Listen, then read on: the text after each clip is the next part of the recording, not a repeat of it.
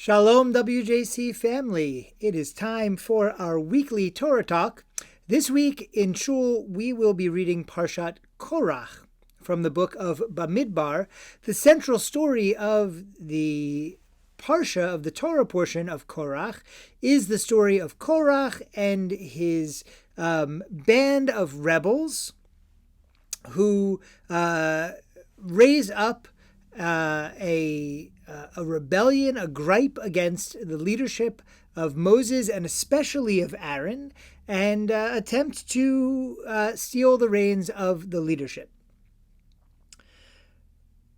We read about the whole incident. Aaron and Moses sort of aren't sure what to do. When the challenge to their authority comes, they turn to God. They set up this big test where everyone's supposed to bring their braziers, their incense pans, and everyone's going to offer up incense, and presumably the ones whose smoke goes up to the heavens is the one God prefers. When they all gather, Moses and Aaron tell the people to get out of the way. Before they even can offer their incense, the ground opens up beneath Korach and his followers, and they're swallowed up. The people are very upset by this. Korach seems to have raised a reasonable objection. Why are you so special, Moses and Aaron? Aren't we all special? Now, interestingly, Moses scolds them. You've gone too far, B'nai Levi, children of the Levites. Not all of the rebels, by the way, are Levites, but Korach certainly is. Which brings us to the people are all upset. Korach's been swallowed up. God seems to be very strict in God's judgment. And so they're all worried that they're going to be next. And then we get this diversion. God tells Moses to prove to the people that the Levites are the selected group. All the princes of all the tribes should take a staff of wood. Moses is going to stick them in the tabernacle, and the one that flowers overnight, that's the one of God's chosen tribe for special sacred duties. Aaron puts his name on one of the staffs. All the others do the same with their names, the other princes. And sure enough, overnight, Moses goes to get the staffs, and the tribe of Aaron's staff has blossomed with almond blossoms. And then God says something very interesting. So up till there, it seems to be proving the selection of the Levites, and we would think to the other tribes. But the next thing that it says is Vayomer Adonai El Moshe, right? This is chapter 17 of Bamidbar, verse 25. God says to Moshe, Hashev et matei Aharon lifnei ha'edut, limishmeret leot livnei meri. Right? Take Aaron's staff and place it as before the edut, the pact, meaning the Ark of the Covenant, presumably, to be kept as a lesson, lemishmeret leot, to be kept as an oat, as a sign, livnei meri, to the rebels. So the question is, what is this sign for? So oat is not an uncommon word. We know that God led the people out of Israel with great signs, otiot, and that we know that Shabbat is called oti leolam, an eternal sign. The tefillin are an ot, sign upon our hands, and a frontlet between our eyes, and so on and so forth. An oat seems to not just be any miracle or any sign, but it's supposed to send a message, right? Someone is supposed to learn something from an oat.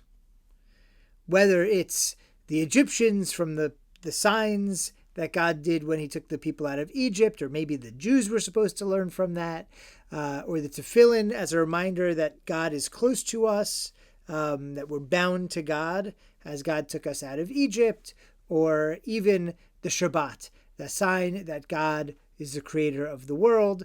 All of these are signs. So what is this sign, this flowering almond staff? Who is supposed to get a message, and what's the message they're supposed to get? If it's the Jewish people, there's a problem. Because where is Moshe supposed to place the staff? in the tabernacle, right? It says, Lifnei ha'edut, inside the tent that is the tabernacle. Who is going to see it there? Not the people. The people aren't allowed to go into the tabernacle. Only the Levites themselves will see the flowering staff of Aaron as a sign for eternity. So what is it telling them? Is it telling them, oh, Levites, you're so great, don't forget that you're the best? No. It's a reminder of this incident of Korach. Right? Korach was a Levite.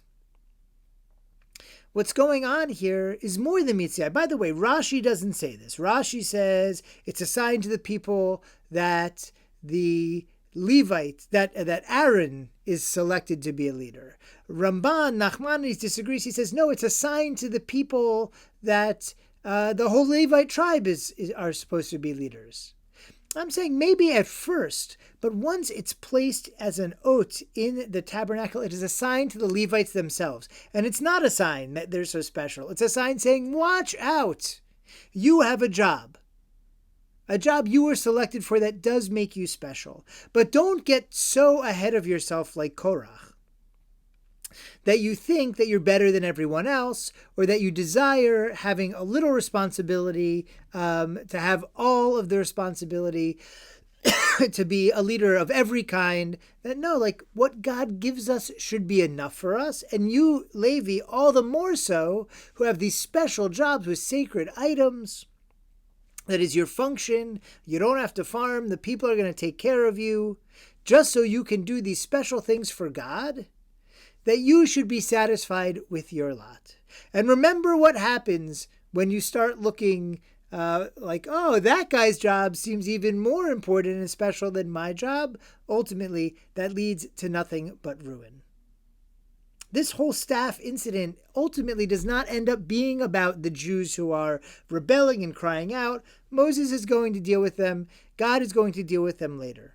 In fact, there is more going on here that meets the eye. And that's what I want to highlight about this lesson. It looks like God is sending a message to all the people, but really God is sending a message to the Levites themselves. It's a reminder to us not to assume that everything is about us, not to assume that we know all the history and everything that's going on, and not to assume that we have to. In fact, better that we always assume there's more to the story than we know what's going on, to approach incidents, especially ones that involve religion or spirituality, with a sense of humility. Recognize that our vision is limited, whether it comes to history or to God or to our fellow people, and that ultimately we should be satisfied knowing not everything's about us, and that there are simple lessons to be drawn. When they're about us, we should know it. For example, the staff of Aaron. Maybe at first to tell us that the Levites are special, but ongoing saying, Levites, don't think you're so special. So we can see those complexities or recognize that we may be missing complexities. We can get a sense of humility with which we approach the world, a sense of humility that will ultimately be an asset to our own spirituality. May we all be able to have the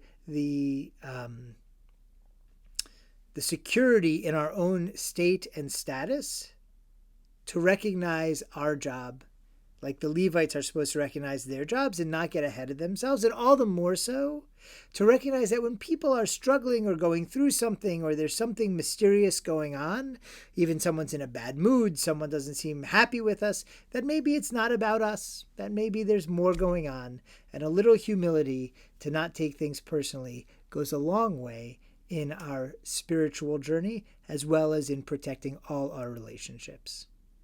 Wish you a Shabbat Shalom.